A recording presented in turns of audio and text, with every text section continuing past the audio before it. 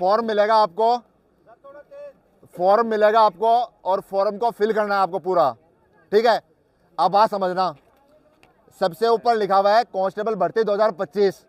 उसके बाद में साइड में आपको एक फ़ोटो लगानी है अपनी, आपको साइड में अपने यहाँ पर एक फ़ोटो लगानी है, ठीक है। और उसके बाद में आपका आएगा roll number, roll number, roll number लिखने के बाद में आपका मोबाइल नंबर, आपके कॉन्टैक्ट नंबर लिखने हैं, ठीक है। उसके बाद में आपका नाम लिखना है, जो नाम आपने फॉर्म में फिल किया हो, ठीक है। आपका नाम आएगा, पूरा नाम लिखना है। उसके बाद में पिताजी का नाम लिखना है। उसके बाद में महिला या पुरुष आराम से देख के सोच समझ के ये भर देना आप लोग, ठीक है।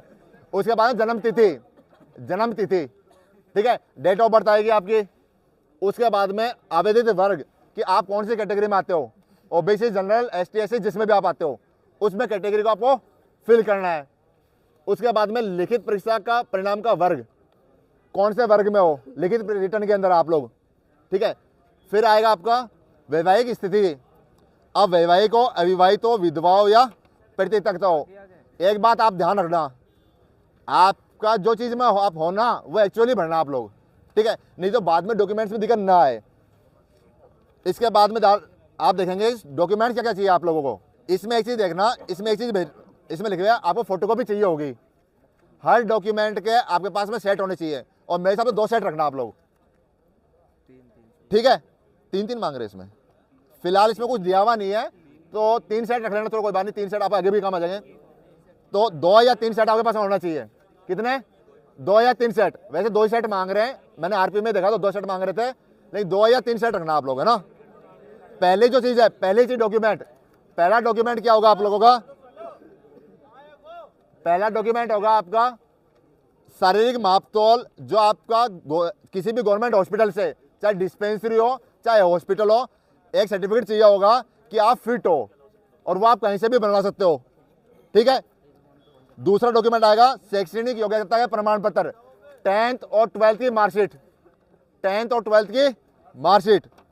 थर्ड जो डॉक्यूमेंट है वो है आपका आयु प्रमाण पत्र, ठीक है। यदि शैक्षणिक योग्यता प्रमाण पत्र में आयु अंकित नहीं है, तो अगर आपने कोई शैक्षणिक योग्यता प्रमाण पत्र बना रखा है उसमें आपकी आयु मेंशन नहीं है, तो आपका आयु प्रमाण पत्र चाहिए, ठीक है। बर्थ सर्टिफिकेट आपको चाहिए। अगर आपके 10th क्लास की मार्कशीट है तो उसमें आई वेरीफाई होती है, तो फिर उसको अलग से आयु प्रमाण पत्र नहीं चाहिए होता है। इसके बाद में ईडब्ल्यूएस आवेदक आवेदन से पूर्व की वित्तीय वर्ष 2025 के आधार पर ऑनलाइन जारी प्रमाण पत्र, ठीक है। आवेदक आवेदन से पूर्व के, अगर आपने जिस टाइम आपने फॉर्म भरा था उससे पहले का आपका ईडब्ल्यूएस का सर्टिफिकेट चाहिए होगा ऑनलाइन, ठीक है। इसके बाद में डॉक्यूमेंट आता है आपका ओबीसी, एमबीसी, ईडब्ल्यूएस प्रमाण पत्र क्रिमिनल में नहीं हो तो 3 वर्ष के लिए विधि सम्मत शपथ पत्र के आधार पर। इसमें भी आपको सर्टिफिकेट चाहिए होगा, ठीक है, एफिडेविट चाहिए होगा कि किसमें, ओबीसी और एमबीसी इस वगैरह के लिए, है ना। इसके बाद में मूल निवास प्रमाण पत्र, मूल निवास प्रमाण पत्र में कोई क्राइटेरिया नहीं दिया हुआ है, ठीक है। इसके बाद में आएगा आवेदक यदि राजकीय कर्मचारी है तो राजकीय कर्मचारी होने का प्रमाण पत्र, पहले से कोई सर्विस में हो तो मेरे हिसाब से राजस्थान पुलिस कांस्टेबल जो आ रहे हैं पहले सर्विस में नहीं होंगे, फिर अगर हो तो सर्विस में, मान लो ग्रुप डी में वगैरह में लगे हुए हो, यहाँ पर राजस्थान पुलिस कांस्टेबल ले आ रहे हो, तो उसका आपको सर्टिफिकेट चाहिए होगा कि उसमें 6 में छूट मिलती है एज में भी। इसके बाद में आवेदक यदि कर्तव्य का पालन करते हुए मारे गए मृतक पुलिस कर्मी का आश्रित है तो उसकी संतान होने का प्रमाण पत्र, ठीक है। कोई फैमिली मेंबर वगैरह हो, किसी डेथ हो गई हो, कोई सर्विस में था पहले, तो उसका सर्टिफिकेट चाहिए होगा। एक सेकंड, अंतिम शैक्षणिक योग्यता प्राप्त करने वाली संस्था द्वारा चरित्र प्रमाण पत्र, आपने कहीं से कॉलेज वगैरह करी हो तो उसका भी चरित्र सर्टिफिकेट आपको चाहिए होगा, क्योंकि आगे प्रमोशनल जॉब के लिए आपको जो प्रमोशन होता है तो डॉक्यूमेंट्स ऐड होते हैं आपके, तो वहाँ का भी करेक्ट सर्टिफिकेट आपको चाहिए। 2 स्थानीय प्रतिष्ठित व्यक्तियों द्वारा जारी किए गए चरित्र प्रमाण पत्र, आप जहाँ पर भी रह रहे हो, जिस भी जगह आप रहते हो, जहाँ पर आपका गाँव हो चाहे शहर हो, वहाँ पर चाहे कॉलेज के लेक्चरर हो चाहे कोई गेजेटेड ऑफिसर हो, उसके द्वारा बनाए गए 2 चरित्र प्रमाण पत्र, ठीक है, अलग अलग दे रही है, सेम के नहीं होने चाहिए, अलग अलग ऑफिसर होने चाहिए, ठीक है। वो प्रिंसिपल भी हो सकता है, लेक्चरर भी हो सकता है, ठीक है, कोई थाना अधिकारी भी हो सकता है, कोई भी हो सकता है, गेजेटेड ऑफिसर। भूतपूर्व सैनिक होने की स्थिति में एनओसी, डिस्चार्ज प्रमाण पत्र, पेंशन प्रमाण पत्र ये बताई रखा है।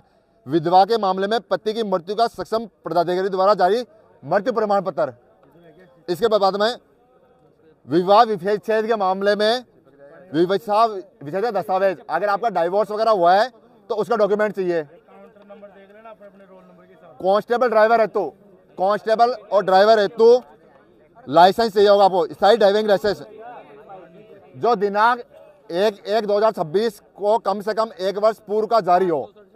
मतलब जो आपका ड्राइविंग लाइसेंस है ना, ड्राइविंग लाइसेंस वो 1/1/2026 तक 1 साल पुराना होना चाहिए। विवाह पंजीयन प्रमाण पत्र, विवाह का सर्टिफिकेट चाहिए होगा आपको। उसके बाद में एनसीसी होमगार्ड का प्रमाण पत्र, एनसीसी होमगार्ड का प्रमाण पत्र चाहिए होगा आपको। अगर पुलिस से संबंधित कोई आपने कोर्स कर रखा है, कोई डिप्लोमा कर रखा है तो डिप्लोमा सर्टिफिकेट चाहिए होगा। ये आपका सिंपल सा है। और लास्ट में साइन करना न भूलें, लास्ट में आपको साइन करना है। ये आपका पूरा फॉर्म है।